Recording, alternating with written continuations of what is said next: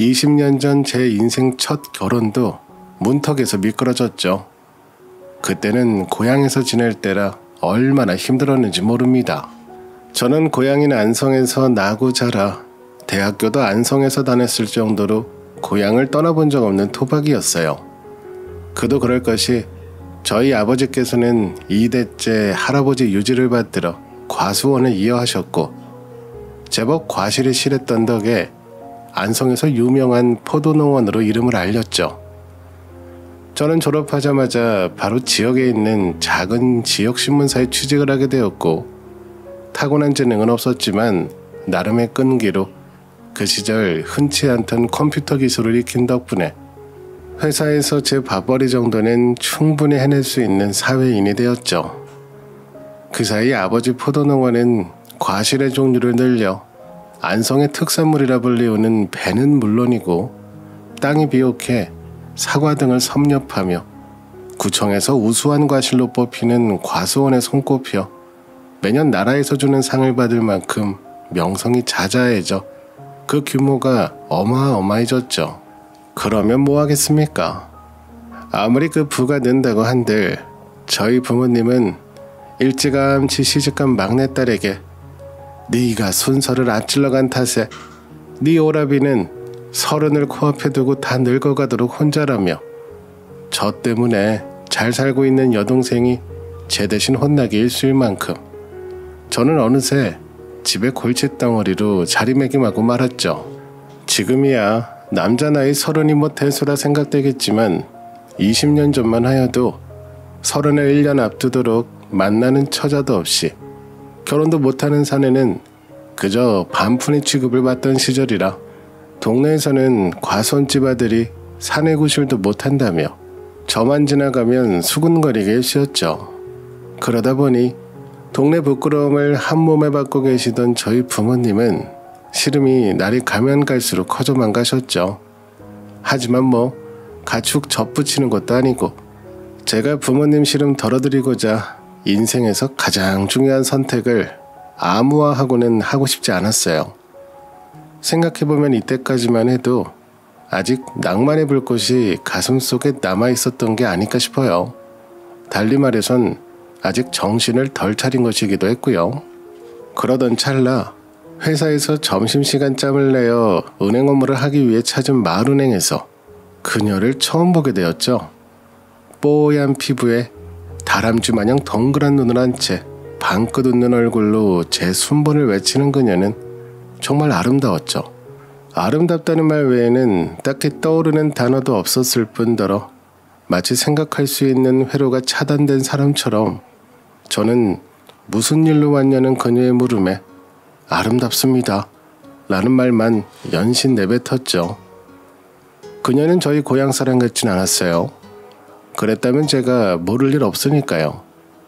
지금이야 안성이 시지만 제가 있을 때까지만 해도 그저 작은 읍 단위의 동네들이 옹기종기 모여 있었던 터라 한 집 건너 한 집이 서로 밥그릇 개수까지 할 만큼 가까이 지냈기 때문에 자식들도 대부분 비슷한 또래로 다같이 국민학교는 물론 고등학교까지 함께 다녀 모를 리야 모를 수가 없었죠.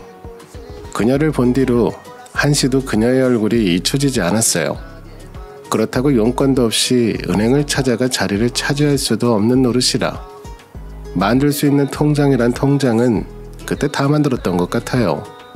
하지만 그렇게 잠깐 마주쳐 그녀를 눈에 담는 걸론 턱없이 부족했죠. 그러던 중 저희 아버지 생일잔치가 열렸고 크게 과수원을 하는 만큼 작게 잔치를 벌였다가는 동네 어르신들에게 있는 집이 더하다는 둥 소문난 잔치에 먹을 게 없다는 둥 쓴소리를 들을 게 뻔했던 터라 어머님은 옆 동네 아주머니들까지 일손으로 모셔와 크게 잔치를 열었고 그곳에서 뜻밖의 사람을 만나게 되었죠. 그건 바로 그녀였어요. 제가 홀딱 반해버린 그녀였죠. 하지만 그녀의 얼굴에서는 은행에서 보았던 미소 한 점 보이지 않은 채 왜인지 불편한 안색이 역력했죠. 걱정스러운 마음을 가득 담아 넋을 놓고 그녀를 바라보고 있자 저의 마음을 눈치챘는지 제 여동생은 쪼로로 옆에 다가와서 묻지도 않았는데 옆 동네에 이사 온 처녀라며 그녀와 함께 자리에 모인 그녀의 가족들에 대해 일러주기 시작하더군요. 20년 만에 다시 고향으로 귀향했다는 그녀의 가족들은 어쩐지 이 자리가 불편해 보였어요. 그도 그럴 것이 무슨 이유 때문인지 그녀의 아버지를 향해 혀를 끌끌 차며 대놓고 들으라는 듯 나무라는 동네 어르신들 때문이었죠. 알고 보니 그녀의 집안은 20년 전 동네에 사람들 돈을 떼먹고 몰래 야반 도주를 했다가 20년 만에 다시 고향으로 돌아온 것이었고, 결국 빚만 남긴 채 도망간 아들네를 대신해 고향에 남아있던 그녀의 친할머니가 떼인 돈을 갚아주기 위해 그나마 가지고 있던 땅 몇 마를 모두 팔아가며 동네를 잠재웠고, 그럼에도 아들의 빚이 상당했던 터라 남의 밭에 농사일을 도와가며 그 품삯으로 겨우겨우 아들의 죄를 씻어낼 수 있었다더군요.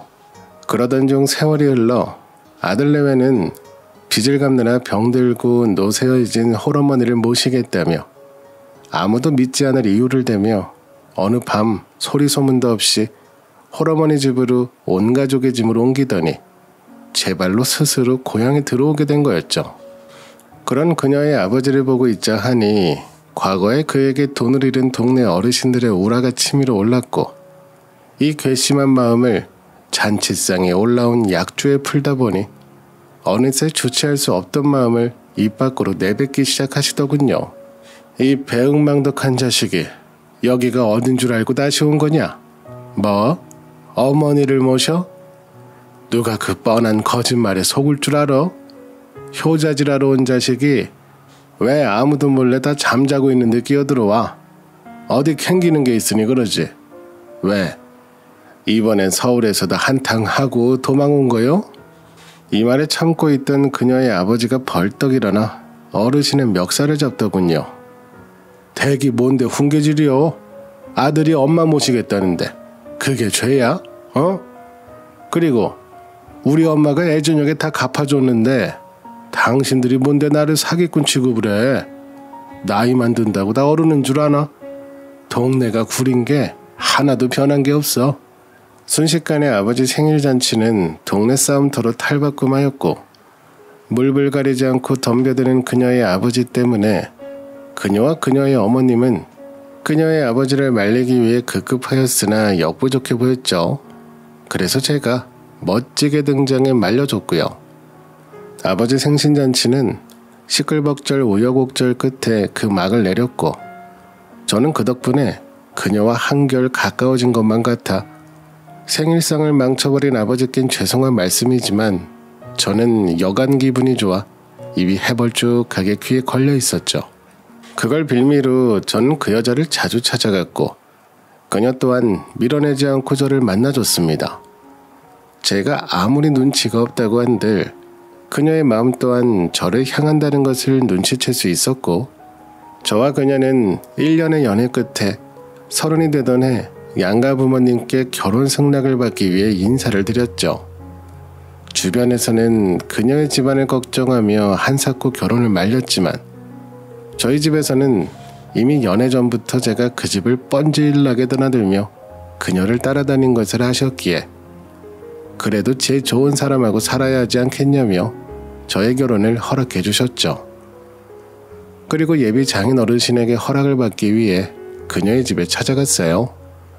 그러자 예비 장인 어른은 우리 사이에 무슨 격식을 차리냐며 편히 앉으라 하셨고, 워낙 집이 서로 가깝기에 문지방에 닳도록 그녀의 집을 들락날락 하던 탓에 이미 한없이 가깝게 지냈던 터라 저도 금세 떨리는 마음이 잦아들더군요.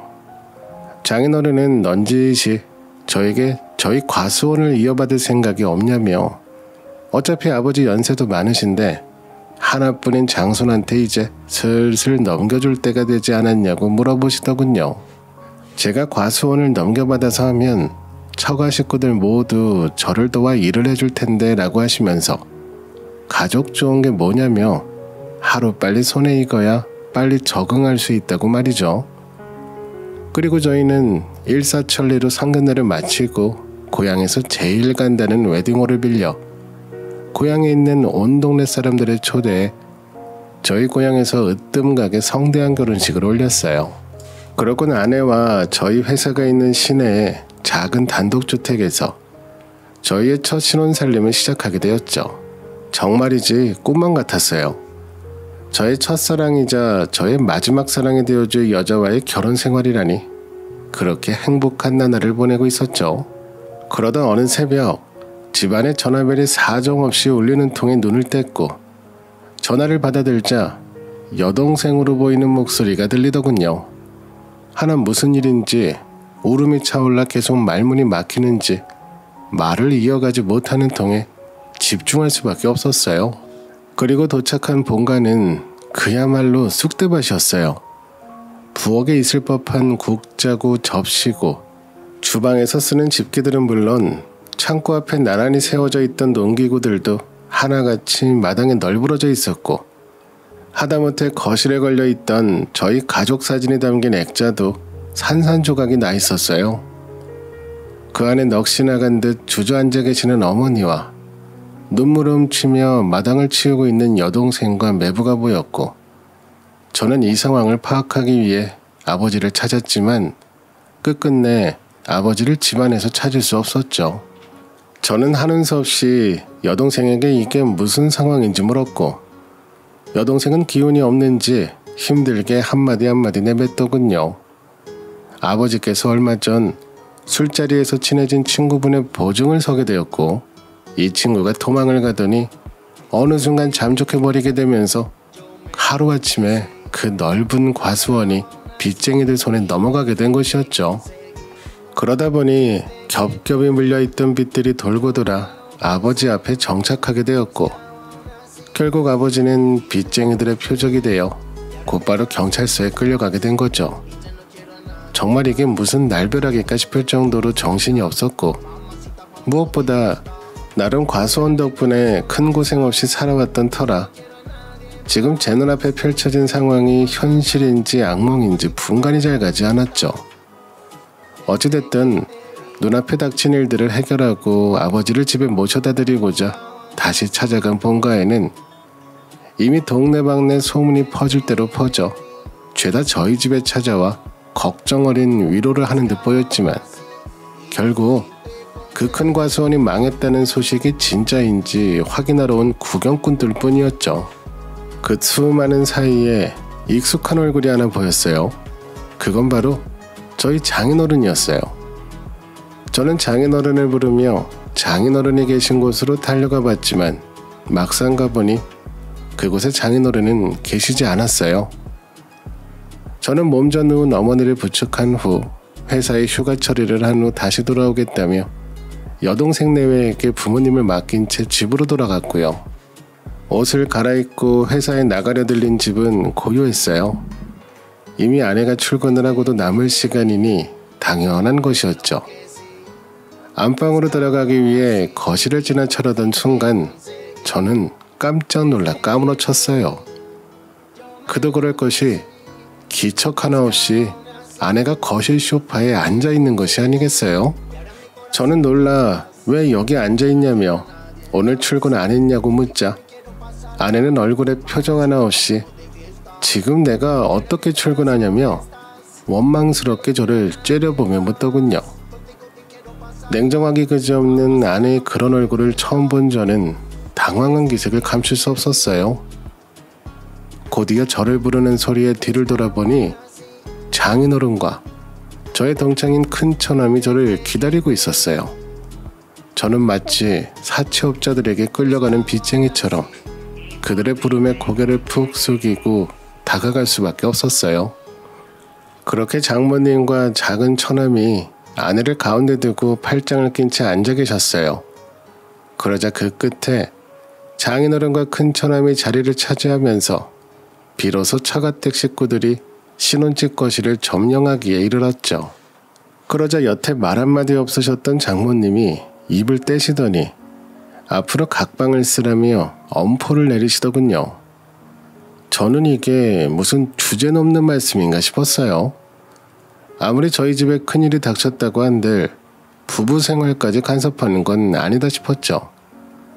그럼에도 장모님 표정은 탐탁치 않았고 각방을 쓰는 게 힘들면 이제부터라도 이불이라도 따로 쓰라며 저를 앞에 꿇어앉혀두고 대놓고 말씀하시는 모습이 절대 본인의 의견을 굽힐 마음이 전혀 없어 보였죠.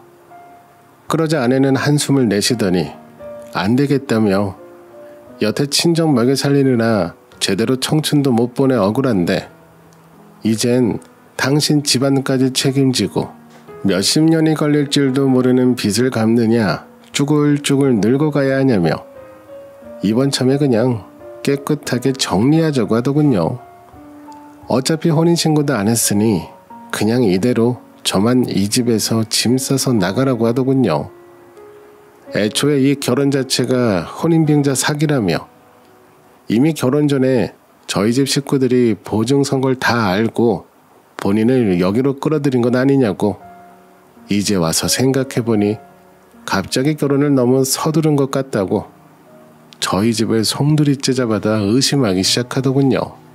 그러더니 동네가 작으니 자기도 체면이 있고 소문만 무성하게 늘어날 바엔 믿진다 생각하고 저희 집에서 장만해주신 신혼집을 정신적 위자료로 삼아가지고 조용히 물러서겠다며 이 와중에 제 실속을 챙기는 모습에 정말이죠 어떻게 사람이 이렇게 뻔뻔할 수 있지 싶었어요.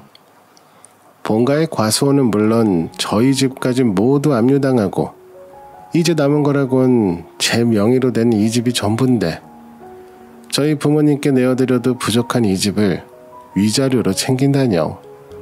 저는 기가 차서 그럴 수 없다며 내가 깨끗하게 이혼해 줄 테니 이 집은 저희 부모님께 다시 돌려드리겠다고 하자 장모님은 어디 처녀 신세를 더럽혀줘도 유분수지 이게 어디서 배워먹은 거냐며 소리치셨지만 저도 물러서진 않았습니다. 그렇게 신혼집은 지켰지만 신혼생활은 포기해야 했어요. 아내는 칫솔 하나까지 싹 다 챙겨서 연기처럼 사라졌고 동네에선 저보고 남자가 소박당하는 건 처음 본다며 뒤에서 수근거리기 바빴지만 당할 만큼 당하다 보니 그런 말 따위에 흔들리기보단 그렇게 살면서 처음으로 다짐이라는 것을 하게 됐어요. 기필코 내가 성공해서 다시 돌아오겠다고. 그전엔 다시는 고향에 얼굴도 안 비출 거라며 제 나이 30살 겨울 저는 다니던 직장도 관둔 채 서울로 상경하게 됐어요. 그리고는 회사에서 받은 얼마 안 되는 퇴직금으로 작은 트럭을 사서 과일 장사를 시작했죠. 서당계 3년이면 풍어를 읊는다는 말과 같이 과수원집 아들 30년이면 그래도 나름 남들보다야 제가 과일에 대해서는 더 잘한다고 자부할 수 있었죠. 그래서 저는 매일 새벽이면 서울 노량진 청가물 시장부터 시작해 좋은 과일이 있는 곳이라면 대충 트럭에서 쪽잠을 자가며 트럭에서 과일을 팔기 시작했고 처음에는 마이크에 말도 잘 못해 버벅거리던 제가 어느새 아파트장에 서는 날이면 한 자리 톡톡히 차지하고 앉을 만큼 장사머리가 크기 시작했어요. 더군다나 물건을 떼올 때쪽만큼은 한치 양보가 없어 백화점 상품 저리 가라 싶을 정도로 당도 높고 품질 좋은 녀석들만 손님에게 대접한 결과 금세 어머님들 사이에 소문이 났고 어느 손님은 제가 일주일에 한 번만 이 동네를 도는 터라 매주 먹을 과일을 한 번에 사갈 만큼 단골도 꽤 많이 확보하게 되었죠. 그렇게 서울에서 올라오고 5년을 달방에서 그저 잠만 자며 일에만 몰두한 끝에 저와 아버지는 고모들이 빌려주신 돈 다 갚고 드디어 작은 과일 가게를 열게 되었어요. 아직 제대로 된 방을 구할 여력은 되지 않아 가게 옆 과일 창고에 간이 침대를 하나 두고 버티는 생활이었지만 그럼에도 빚을 다 갚았다는 생각에 마음은 한결 편했어요. 이곳이야말로 제가 쉴 수 있는 유일한 안식처나 다름없었죠. 제대로 된 집밥을 먹어본 게 언제인지 까마득하던 차, 간만에 갓 지은 쌀밥에 집된장 넣고 보글보글 끓인 된장찌개에 소박한 밑반찬에 곁들여진 제대로 된 밥이 먹고 싶어 마침 식당에서 일을 한다는 단골 손님이 있어